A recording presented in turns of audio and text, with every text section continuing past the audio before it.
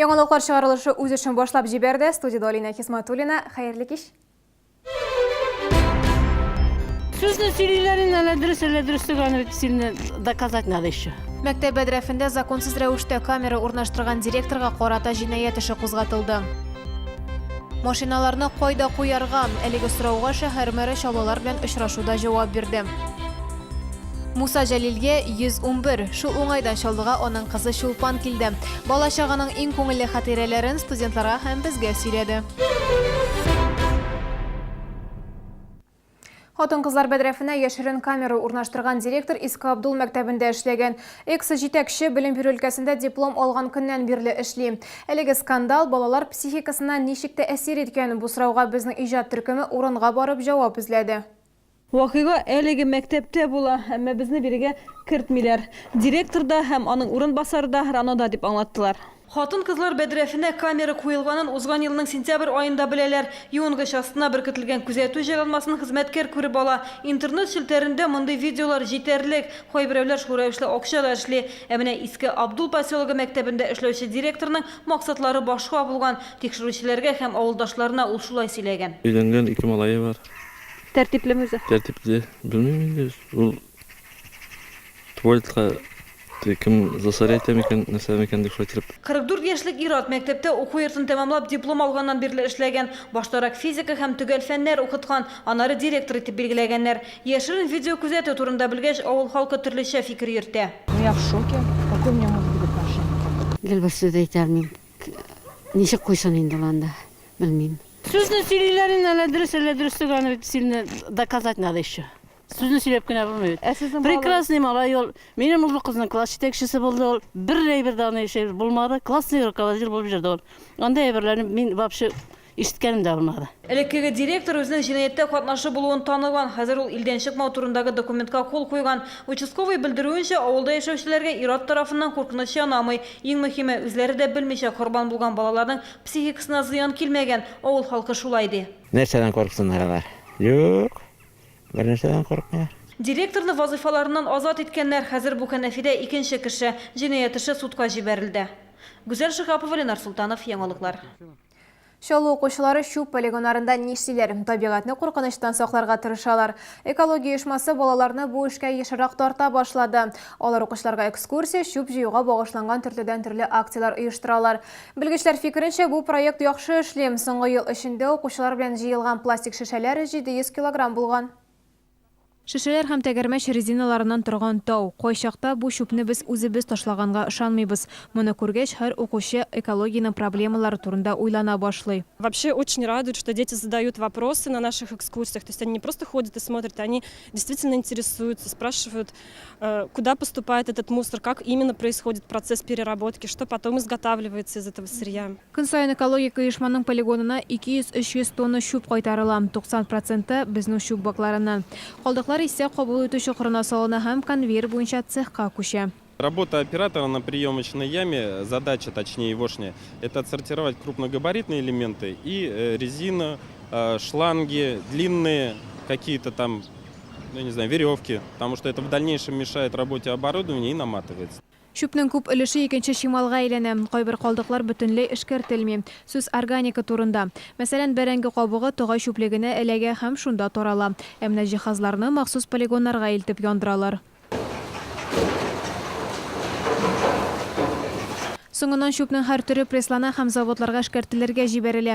Анда исә калдыклар яңа кыяфәт ала. Я товарны төрү материалына әйләнә, я ягулыкка.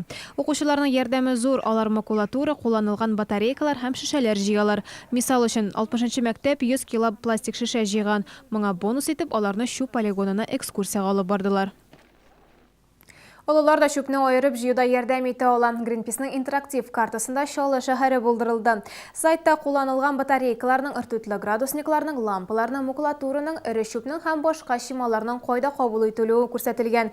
Картада инде 59 нокта билгеләнгән. Анда исә һәрбер пунктның адресы, бару юлы һәм тапшырылачак чимал турында мәгълүмат та бар. Сейчас мы запустили карту раздельного сбора вторсырья в город Набережные Челны, поэтому можно просто кликнуть там Greenpeace Набережные Челны, карта раздельного сбора и посмотреть, где у нас принимают работные батарейки. Русгеографик уйышмасы Шалода бір юлы бірнеше проект жіберерге планлаштыра. Мұның турында бүгін 77-ші гимназияда озған география оқытушыларының шәһәр семинарында иғлан еттілер. Ұшырашуда шулай ук ең матур шәһәр фото бәйгесіне нәтижелер шығарылды һәм түрлі олимпиадаларда жеңіп шыққан балалар белгіленді. Русгеографик уйышмасының проектлары қысаларында ise Шалоның истәлеклі орыннары бойынша виртуаль гидта болдырылачак.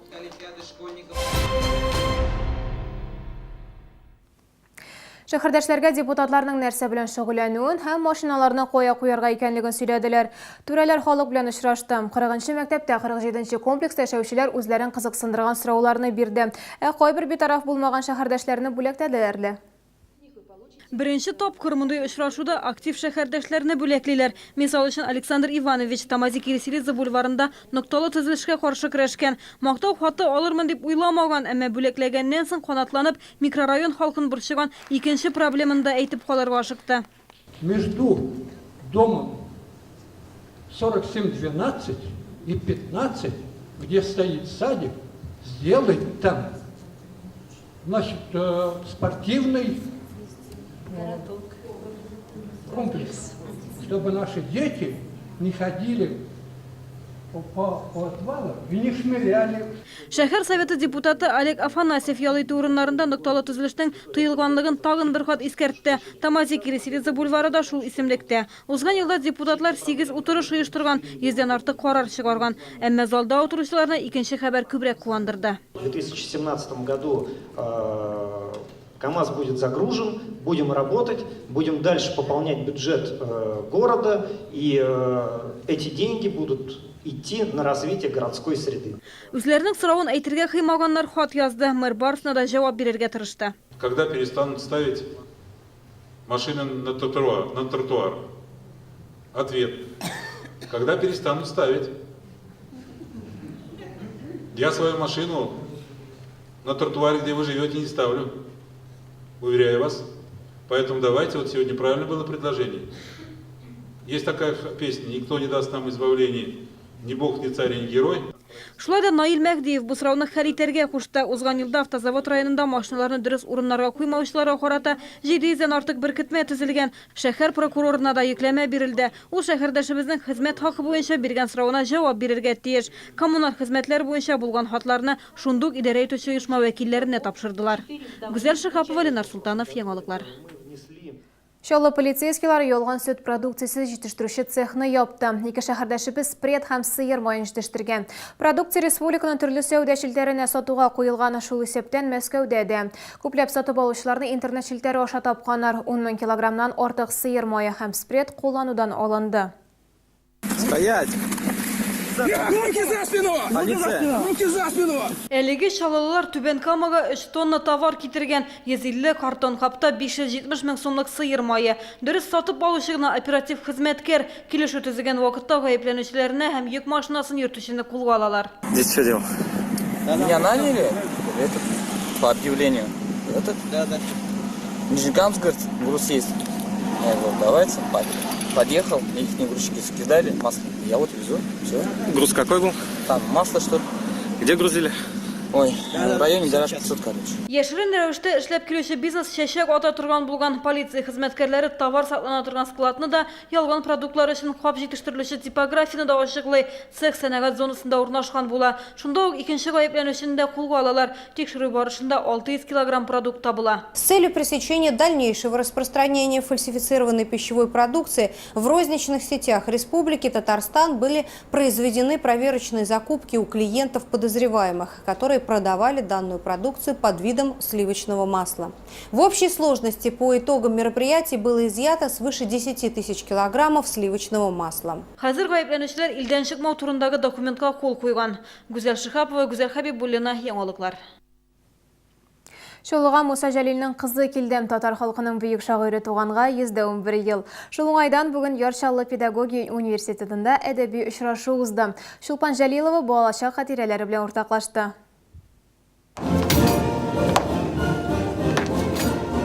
Шагыйрьнең Казандагы музейында сакланучы муабит дәфтәрен басып каршы алдылар. Бу битләрне көндә күреп булмый. Шигырьләр җыентыгын дөньяның 60 теленә тәрҗемә иткәннәр. Циклда патриотик әсәрләрдән кала мәхәббәт лирикасы да бар. Мисал өчен иптәше Әминә Җәлиловага багышланган шигырь. Прощай, моя умница. Этот привет я светлым тебе посылаю. Я сердце тебе посылаю свое, где пламя нервно пылаю. Сәхнәдә Әминә Җәлиловның хатирәләре яңгырый. Чулпан Җәлилова өчен бу яңадан мәшәкатьсез балачакка кайту кебек.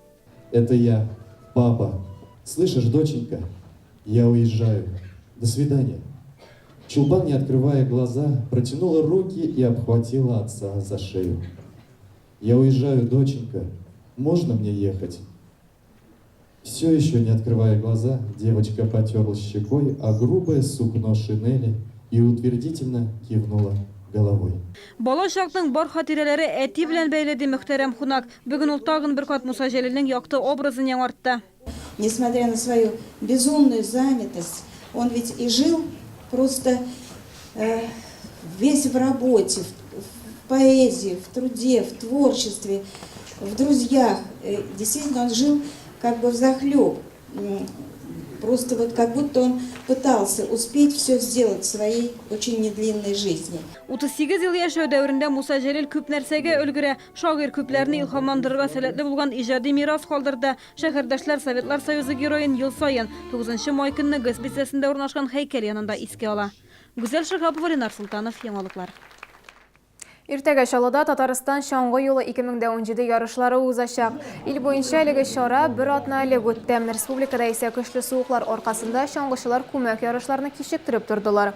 Иртәгә спортның әлеге түрен яратучыларны яр буе паркында көтәләр. Ел саен биредә 20 меңләп шәһәрдәшебез катнаша.